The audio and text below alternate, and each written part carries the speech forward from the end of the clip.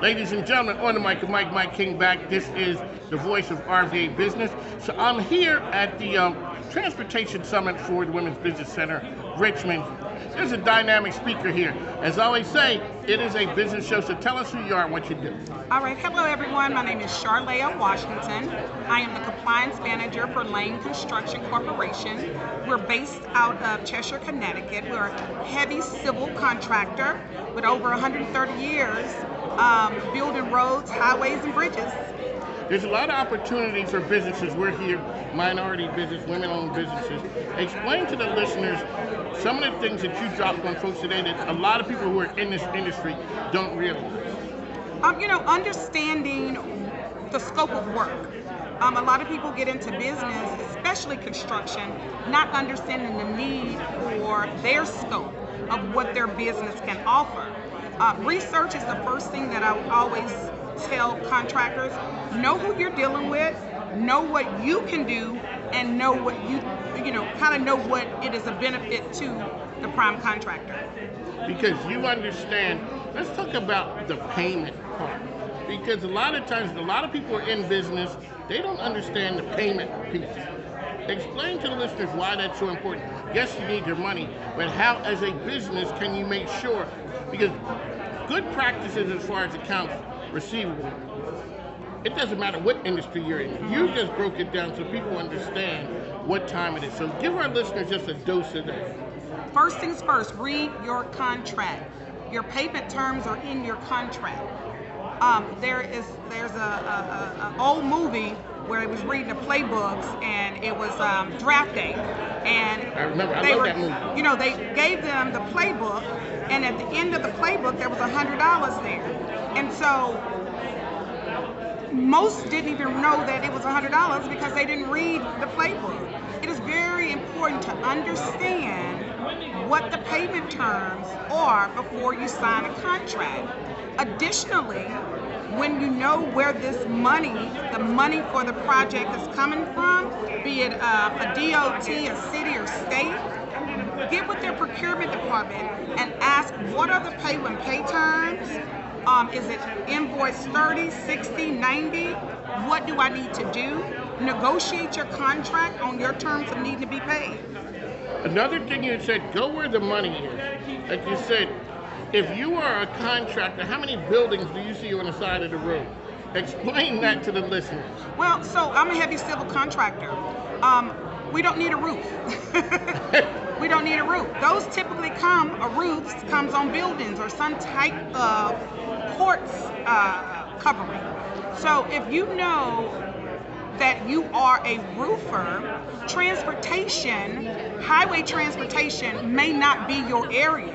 However, that doesn't mean that no roofs are going up. You still have city jobs, if they're building buildings. You have housing authority that's building apartments.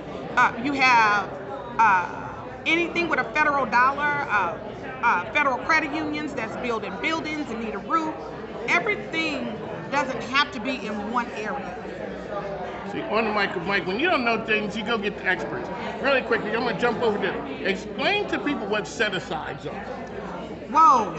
There you go. Well, really quickly, and you know a lot of stuff, but just for people, we in business hear about set-asides.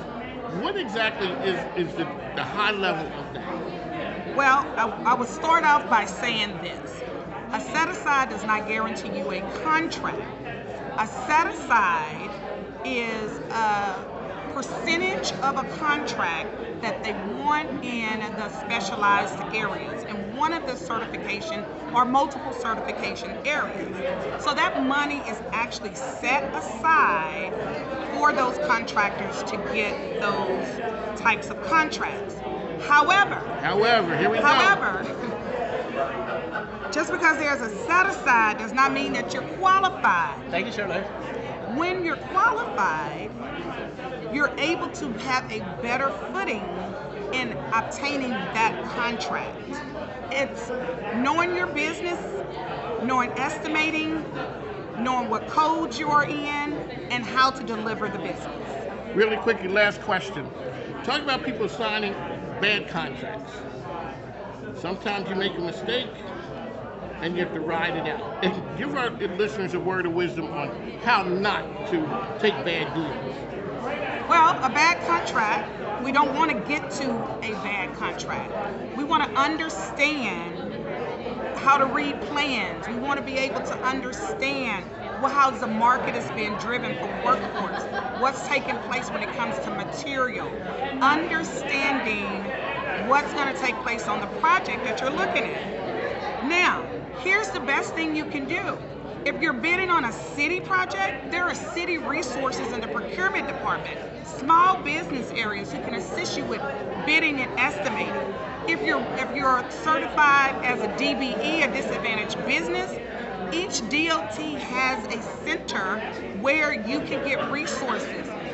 What happens is that we get so busy when we get so busy and hungry for work, we skip over everything that we've learned To get the deal. And then it's no need to throw the baby out with the bathwater. We have to understand what's happening. Do not ever feel like you cannot ask a question when you're looking at a project of that prime contractor or any contractor that you're dealing with. You're able to ask questions, you're able to call them, and they should be responsive to you. There you go, Shalea Washington, here dropping some words of wisdom on us. On the mic with Mike, how can people find you information about your organization? Go visit www.laneconstruct.com. We have a Work With Us tab where you can see all the things that we're working on right now. You can register as one of our wonderful subcontractors, and we look forward to dealing with you. We are working all over the United States, and find a project, you see our trucks. There you go, Shalea Washington. We'd like to thank you for coming on the program. On the mic with Mike, we deliver the best and the brightest. This lady is here, what I'm talking about. We'll talk to you soon.